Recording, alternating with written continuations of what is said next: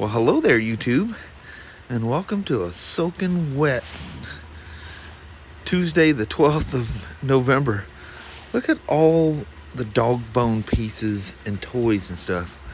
That's all from Sparky. He picks a little collection zone, and they just end up everywhere. It is a nightmare when you go to mow the lawn. Bunch of goofballs, but the rain is back, Jack. This ain't no fog rain, or you know how it gets everything damp. The fog is so heavy. Nope, full on rain.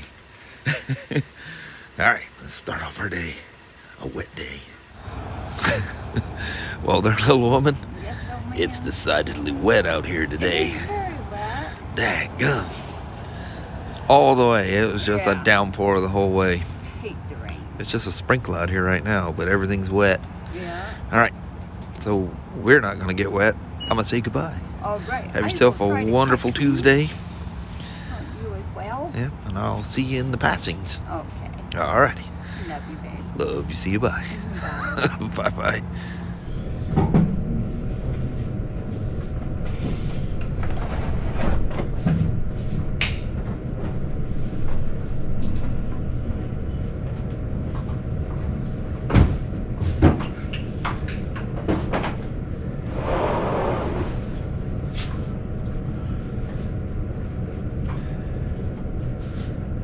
Boy, is that thing dirty underneath there.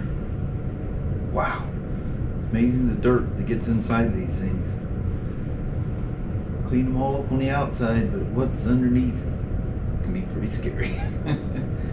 Don't hurt nothing though. Alright, so several have asked us before, and most recently Beanie Boy, about lifting Spyders with one of those motorcycle lifts, an ATV lifts. I always come in from the right side at an angle. Let me show you on this. I come in with the two spurs against that floorboard, and I'll show you why. Pretend this board is one of the feet.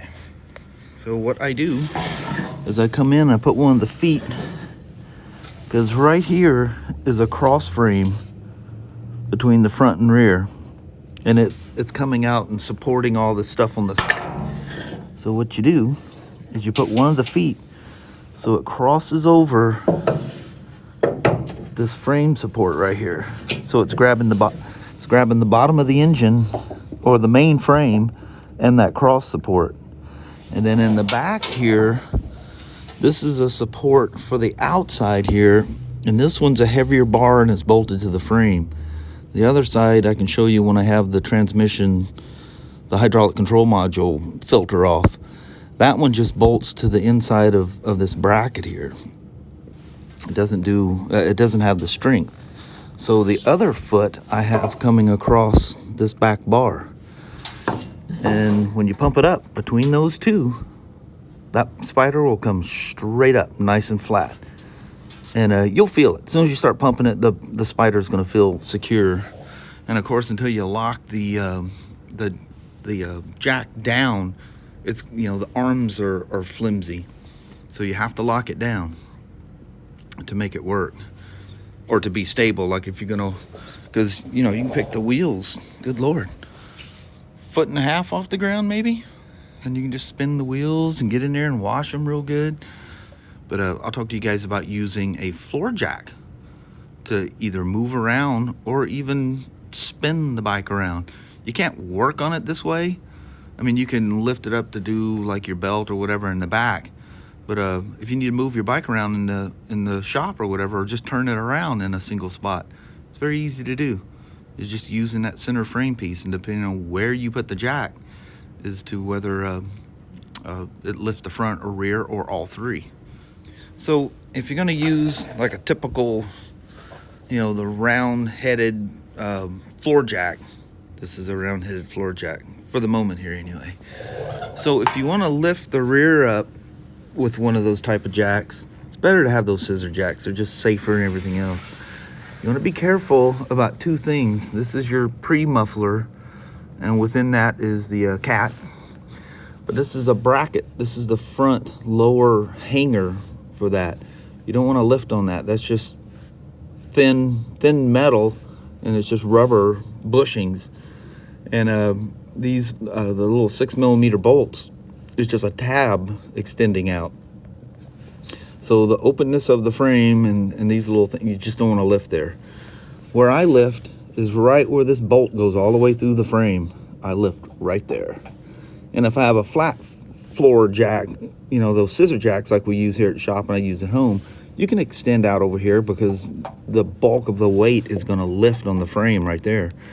But you can use one of those round headed floor jacks, you know, the typical thing you can buy wherever, and lift in the center of that thing. And if it's got the metal feet, if it doesn't have the rubber inner piece, just take an old shop towel and wrap it or whatever. But this right here will lift just the rear of the Spyder. If you want to do some work on your rear wheel or whatever. Ooh, car tires. Yeah, baby. Danger, danger. Look, something's been rubbing through it too. Holy moly. Yeah, we need to check that out. But if you want to lift the bike to like spin it in a circle in your garage, I do not suggest lifting it to do work on a wheel or whatever, because it's not going to be balanced in any way.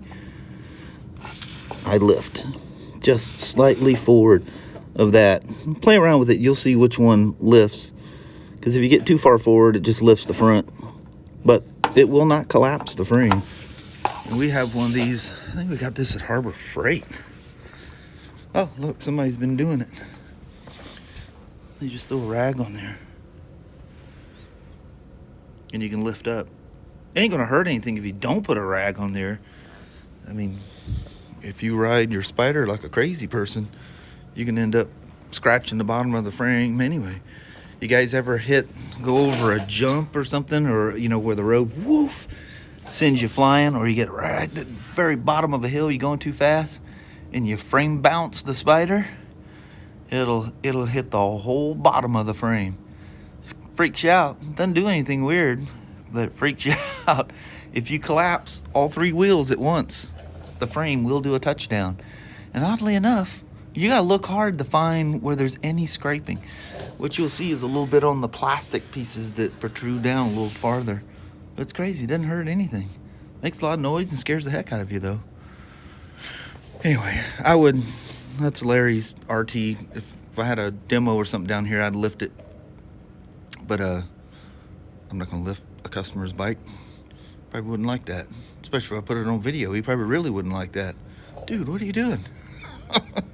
But when I move Spyders around in the shop, I've got just one of those cheap floor jacks, and I just lift it, and usually I only have to swing the rear end around. But it's great to tuck it in someplace where it don't belong. There we are. And this applies to F3s, by the way. Actually, it applies to all of the Spyders. So you can use this procedure on any of them, all the way back to 08. They all have the same frame type deal underneath. Lifting with one of the bike racks on an F3, you should be able to do the same thing. Because it doesn't have that frame support that comes out. You might not be able to. I've never done it with an F3. So you got the same basic frame, and you got that same crossover tube, which you can really see on an F3. But as long as you got one of them feet going across that, you'll be all right. Just don't be yanking the Spyder around. All right. So this is what one of those Can-Am rock crawlers look like when you're doing a frame swap. Poor Ryan. That's the new frame. That's the old one. I told you guys I was going to talk about not using a motorcycle jack on the right side. I was talking about that bar. This bar doesn't bolt to the frame. It's just got one of these bolts going through the bracket here. That's not very strong, and your jack is not going to hit this plate where it goes all the way through on the other side. It just comes back at a straight angle where I showed you it was bolted in the back. Yeah, so don't lift from this side. You'll bend this thing. Lift the bike from the left side, I'm sorry. Well, one more thing while I'm over on this side. I get people talking about their park brake not turning off, locking up on them. They, in the past, if you didn't adjust your park brake, it could get loose enough that the cable would pop out of the pulley. And when it did, it didn't know what to do, and the thing just kept spinning, waiting to... It actually senses when the park brake is let go. It's very sensitive. There's your little motor in there that's controlling all that. And the computer and everything's looking at this. In the past, when the cable would pop off, this would spin, just keep spinning.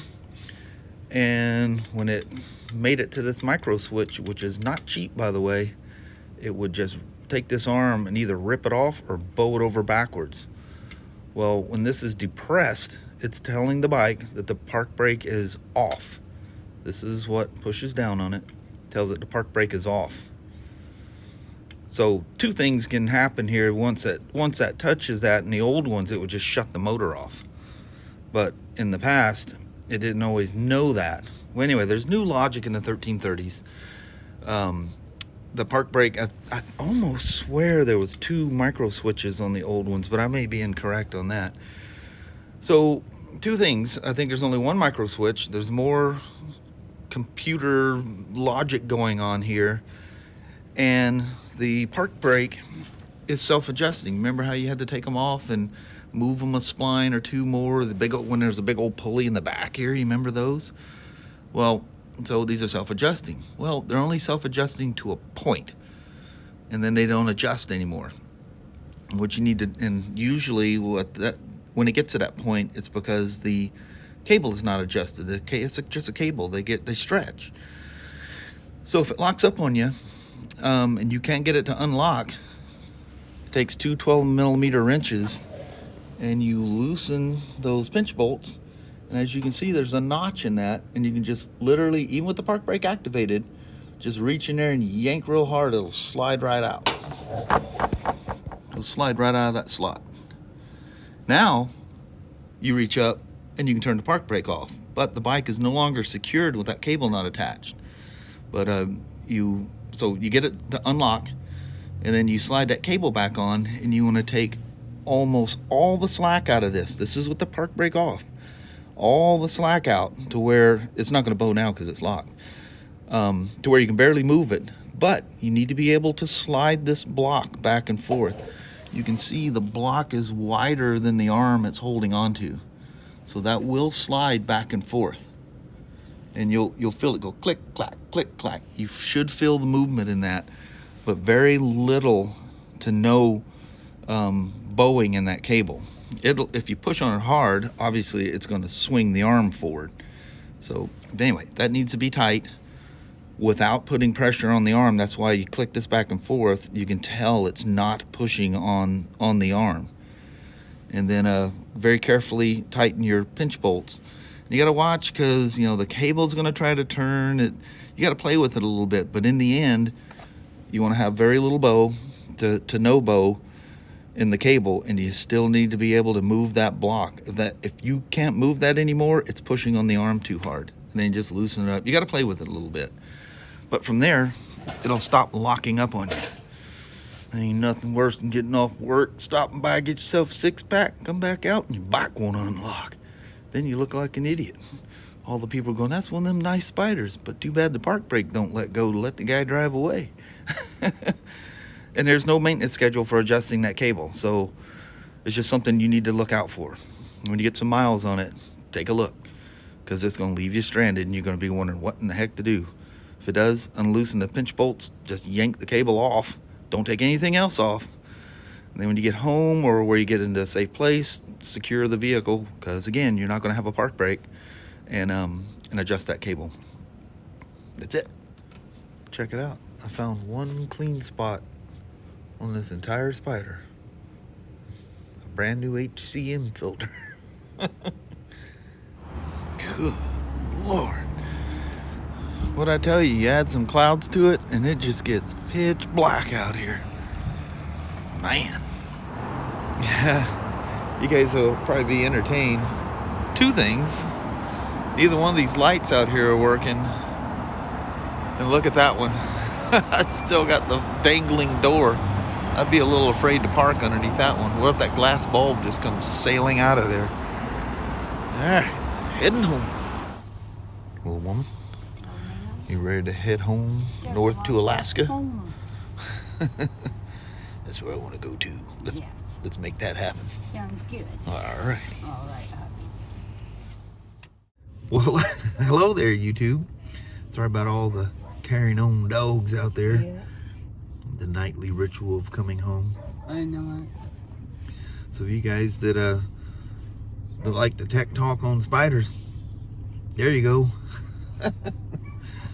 that was a lot of fun.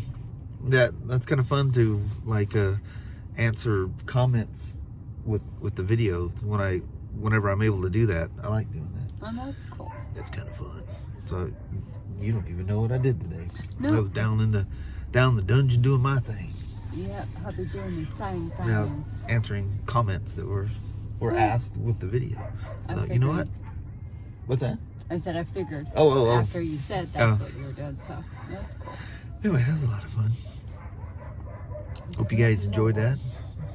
That spider's, it sure is. That spider's so dirty. It's taking me forever because everything you got to clean. There's so many things you open up, you know, like that HCM filter, and man, just a mess. Lots of But stuff to you do. know, people out riding them, they don't worry about things like that. No. I got to worry about things like that. But anyway, I think I've talked to you enough today. I should probably give you a break and let you go for the day, huh? Alrighty, well, thank you guys so much for watching. We really do appreciate it. We will talk to you tomorrow. Same smoke time, same smoke channel. Don't forget to give her a thumbs up, and you guys have an amazing Wednesday or Thursday. I had to think about it. Sorry. Yeah. Good Lord. I lost track of the days. Tomorrow's hump day already. Yeah. Son of a gun. All right. All right. I guess that'll be it for tonight. Till the morning. Yep. We'll see you bright and early in the AM. You guys have a good night. All right. Thanks for watching now. Yes. Bye-bye.